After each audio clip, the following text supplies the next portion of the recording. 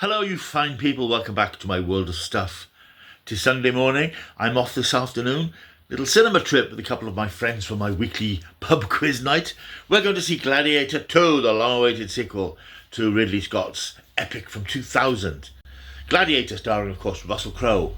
And I'll be back with my thoughts on the film.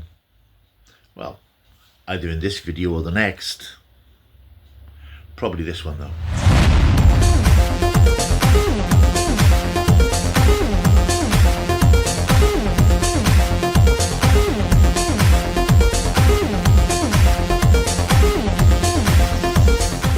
Yes, I'm back to regale you with my views on Gladiator 2, which I'm just back from seeing. Very pleasant afternoon at the Showcase Theatre in Lancarrow near Cardiff. And Gladiator 2, yes, the latest huge, big epic from Sir Ridley Scott. Sir Ridley Scott in his 80s now, and it's amazing the energy and the power and drive he has to get these films made, whether it's ropey Alien sequels, prequels, Superb the Martian, which I think was his last great film, and now Gladiator 2, the much-belated sequel to the smash hit from 2000, starring Russell Crowe. This has been a long time coming. Not in the preparation, not in the making, but in the gestation, following the huge success of the first film. It was fairly obvious that a sequel was a sort of a shoo-in, really, because it was a huge hit, made a huge star of Russell Crowe, and it was a film out of time in a way, because sort of sword and sandals films had not been a popular part of the cinema diet for decades, really, since sort of the 50s and 60s. So it was interesting that Ridley Scott reinvigorated that concept.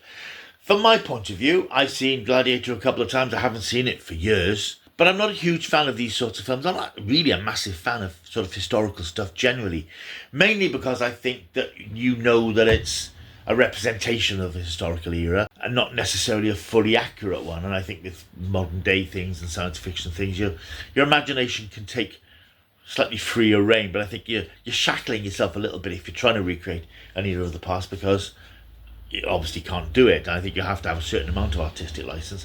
But certainly things going back this far aren't of huge interest to me. I mean, I like the Ray Harryhausen films, Jason and the Argonauts and the Sinbad films as well, but they were fantasy films set in fantasy worlds that used our vague, sometimes vague background knowledge of these eras as a stepping stone into these incredible fantasy stories. Gladiator and Gladiator 2 purport to be slightly more realistic versions of what those times would have been like, and I think you have to watch Gladiator 2 particularly with a tongue-in-cheek slightly, because it's very much spectacle. And I think that's my big takeaway from this film. It is a spectacle. I mean, if you're going to see this film, and there's no reason why you shouldn't, see it on the biggest screen you can with the biggest and best sound system. Because you watch this film, or whatever thoughts you may have about the story and the plot and even the acting in places, this is sort of what big cinema screens were for. Scenes in this film which take the breath away, really, because they are so astonishing. And you realise, of course, so much of it is done with CGI and green screen and effects and so on, obviously. But here, it is pretty incredible, and I understand that the shooting schedule for this film, it was split across a number of different periods because of various strikes and issues and so on. But it's a pretty seamless production in terms of how it looks on the screen. And it is a sight to behold. It really is quite astonishing. In terms of the story then, I mean, bearing in mind we're 24 years on from the original Gladiator, and as I said, there have been lots of efforts to sort of create a new story following on from that, and Russell Crowe was particularly keen to come back. Difficult because he died in the first film, but he wanted to come back, and he was involved in some bizarre iterations of script versions of this which saw him coming back as a spirit. Needless to say, he's not in this film apart from some flashbacks, which are useful. But what the film does quite sensibly is make good use of production gap. It moves the story on 24 years in real time, in that we've now got Paul Mescal playing Lucius Verus, the son of Maximus. It's 24 years later. He now lives as a farmer with his wife Arishat in Numidia. He's now using the name of Henno. Suddenly the Roman army, led by General Marcus Acacius, attack the city and invade the city from the sea. There's a huge battle, but during the battle, Lucius's wife is killed and he's taken into slavery. This sets the chain of events into motion that form the sort of the crux and core of the film. It is a revenge film. Basically, Lucius is now a slave. He's thrown into an arena and forced to fight for his life. He's there because there are a number of slave traders and dealers who want to buy slaves and train them up as gladiators. In this ordeal, he finds himself fighting against man-eating baboon creatures. I mean, they're the first sign, I think, that this film is going to go in a slightly different direction, perhaps, and be a bit more extreme visually, because these aren't sort of any baboons that the Earth has ever seen. These are mutated sort of monsters. It's the first of a number of incredibly well-mounted, spectacular action sequences, where lots of slaves, gladiators, are killed, including Lucius's friend who's travelled with him from Numidia. Our hero defeats the baboons by mimicking their fighting style and biting one of the baboons before strangling it. He comes to the attention of arms dealer Macrinus. I mean, this is Denzel Washington, and I'll come back to him later. Macrinus takes possession of Lucius, and Vigo, Macrinus' right-hand man, trains Lucius up to be a proper gladiator. And he eventually finds himself in the Colosseum in Rome, and he gets a reputation, he gets popularity. He's like a WWF wrestler. He's hugely popular. There's a sort of a mania about him. As the story rolls on, Lucius's reputation continues to grow, and alongside that we get the reappearance of his mother, Lucilla, again played by Connie Nielsen. She quickly realises who Lucius is, he quickly realises who she is, and although they don't exactly bond together, he is now his own man. He's a loner. He is like his father, a man out for revenge, a man finding his own way, a man becoming his own man. The story then has two, I suppose, lines to it. It's him trying to get revenge for what's happened to his wife in the name of his father. He wants to be the man his father was. And of course, we've got Macrinus, who is making his own plans, his own machinations. This is where Denzel Washington comes into play in this film. Denzel Washington's performance in this is absolutely astonishing. And he really gives this character an incredible light and shade. He seems at once obsequious and cloying and everybody's friend, but he is working behind the scenes and he's manipulating people, and he's moving the situation to his advantage because he wants to take control of the empire by removing all the obstacles in his way. And the story runs along these two lines pretty successfully. But I think the issue that I had with the film in the end is it's fantastically spectacular and it looks incredible and it's gorgeous and it's really well made. But at its core, it's really a story of revenge and ambition, two different characters driven by two different imperatives. It's a simplistic story. The script is simplistic. There's nothing particularly clever about the script. It goes through the motions quite mechanically. It goes where you think it's going to go. It doesn't surprise particularly, other than the wow factor of what's on the screen. The script is a thing that's there just to support the plot points. The dialogue's not particularly memorable, even though there are occasional callbacks to the first film, as there inevitably would be. And I think you come out of the film feeling slightly empty for several reasons. And I'm going to talk about the casting in more detail. Denzel is a delight. I mean, he's chewing this film up, and without him, it would be a lesser film. Paul Mescal has, of course, very big shoes to step into in terms of playing the new Gladiator. And while he looks the part, he's beefed up and he looks like a gladiator, and he wears the clothes and the look of the gladiator. But I didn't get much from him as a character. I didn't get much from his performance. Now, I'm not familiar with Paul Mescal. I know he rose to prominence during the pandemic with that BBC series Normal People, which I never saw because it's not my sort of thing. And I think he's done things since then, but he's not an actor that's really on my radar as yet. This won't put him further on my radar, as it were, because I felt a sort of a blankness about him. I mean, he does the anger and the shouting, the rage, and he's great at the action scenes, the stunts, all that sort of stuff. He's great. The physicality is there. Whether it's a fault of the script, the story, or just him not finding this character, he came across as quite bland and faceless, and it just seemed a bit of odd casting. I know he is one of the names of the moment, which is obviously an important reason why he's in this film, because he's an up-and-coming name. But he didn't give me that physicality that you get from Russell Crowe, who's got that sort of macho, uses machismo.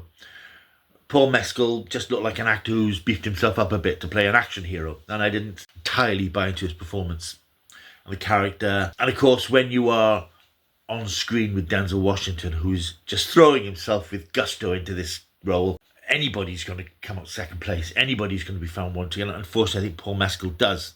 Of course, in terms of the rest of the cast, of course, we've got Pedro Pascal, inevitably. He's in everything. He plays Marcus Acacius. I mean, I like Pedro Pascal. I remember the first time I saw him was in that episode of season 1 of The Mandalorian, where he takes off the Mandalorian's helmet and it's like, oh, it's a bloke with a moustache. Okay. But of course, he's now gone to huge prominence in things like The Last of Us. He's now in the Fantastic Four. He pops up everywhere and in everything, and he's fine, he's great. I'm not saying he's the best actor in the world, but he has that leading man look about him. I think he's going to be one of those actors who's going to drive male action heroes forward in the next 10, 20 years. He's got that look about him. He's not a fantastic actor, but I think he does well in this role, and it's a strong performance. Certainly pitted against Paul Mescal's performance that I couldn't quite get to grips with. It's a good, strong performance from him. You've got Connie Nielsen, who's back as Lucilla, and she brings the wisdom of that character getting older and finding her own place in the world following the death of her husband. Joseph Quinn is on hand as Emperor Geta, who is ruling Rome alongside his brother Caracalla. You've also got appearances from Tim McInerney. It's always nice to see Tim McInerney. We don't see a lot of him. He's on board here as Senator Thrakes. He's a corrupt member of the Senate who is manipulated shamefully by Macrinus as the film goes on. And we've got people like Derek Jacobi, who's back in his role as Senator Gratius. It's a small role for him, but you know, it's nice to see him on screen because he's one of the old school. And an amusing sort of performance, I suppose, from Matt Lucas, who's the master of ceremonies at some of the games throughout the film. Of course, I must mention one outstanding scene in this film, which you have to admire for the sheer brio of it and the insanity of it, where one action scene takes place. It is the Romans' version of an historical reenactment, when they're reenacting Viking sea battles, when they flood the Colosseum and then fill it with sharks, and replica Viking vessels fight off against one another. I mean, that's just completely nuts. I understand that the Romans did do these sorts of reenactments, but I'm not entirely sure they recreated the water-based scenarios, and I'm pretty certain they didn't introduce sharks into the equation. But it looks fantastic. I mean, there are points where you think, oh, interesting, we're drifting into shark movie territory now, because there are a number of scenes of sharks scooping up people in the water and these great splashes of blood in the water. It's one of the more bizarre scenes in the film, I have to say. I enjoyed the film. I did enjoy it, purely because it's utter fantasy. It looks fantastic, as I said, and it's difficult because I always like to have a good story and a good script and see some great acting performances in anything, whatever genre it is. And I felt that this had a very flat, straightforward story, which is good because there's so much going on. You don't necessarily want to be worrying about the machinations of the plot, the twists and turns of a film trying to be too clever.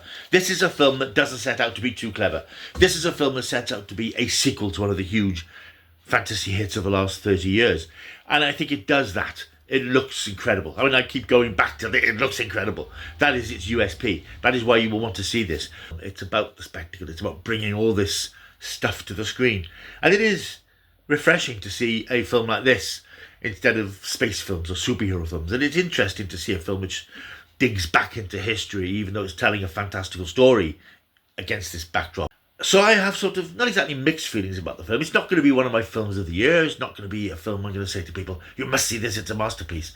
But I will say to people, as I'm saying to you good people, if you're going to see this, and I would advise you to see it on a really big screen. Don't wait for it to come on streaming. Don't wait for physical media. To get the most out of what this film has to offer, you need the big screen and the big sound. That's where it really works. And it is a fabulous watch. It's a great film to watch, and you do get involved in it. Simplistic as the story is, simplistic as the plot and the characterizations are, it carries you along. And the last 40 minutes, some of the action scenes are just incredible. And I think you have to admire Ridley Scott as a senior director, a man in his 80s. Being able to mount a film of this scale, it shows his craftsmanship. And it's often said that Ridley Scott is only as good as the scripts of his films, which is why it's often said that The Martian was his last great film, because that was a great script. This isn't a great script, and yet Ridley brings it to the screen with his customary sense of gusto and enthusiasm. And this is a sort of film that you think would have been directed by a man 30 years younger, 40 years younger than Ridley Scott. To marshal all this creatively, all the front of house stuff, all the visual stuff, the effects, it's an achievement. Whatever you think of the film, it is an achievement. So I'm going to recommend it on the basis that you go to see the spectacle rather than the story and the characters, because that's where the attraction of this film lies. And I'm going to give Gladiator 2 7.5 out of 10. 7.5 out of 10 from Gladiator 2 is in cinemas now. Right, thank you. Hope you've enjoyed this review. I am conscious that my reviews of more recent films don't get the traction that the older stuff does. And this is much more a retro-flavoured channel. But I don't want to divorce myself from modern films. There's a lot of stuff out there that I enjoy talking about in terms of horror and fantasy genre and stuff. I don't want to just say this is completely retro channel. But I am conscious that this video probably won't do as well as recent Blake 7 ones, for example. But I hope you've enjoyed watching it, and I hope it's given you some sort of flavour of what the film is like. There have been lots of reviews, and that's one of the issues with reviewing new films. Everybody's doing it. And to stand out from the crowd, it's difficult. So I just throw out these videos now and again of new films because I like to express my opinions, and hopefully some of you will enjoy watching it. Right, if you are new here, there have been lots of new subscribers again over the last couple of weeks. Thank you for coming on board. Please stick around. Press that subscribe button. Like and subscribe. Leave a comment. Always great to have you on board. Always great to get your feedback. I will see you soon. Until I do, keep taking the stuff.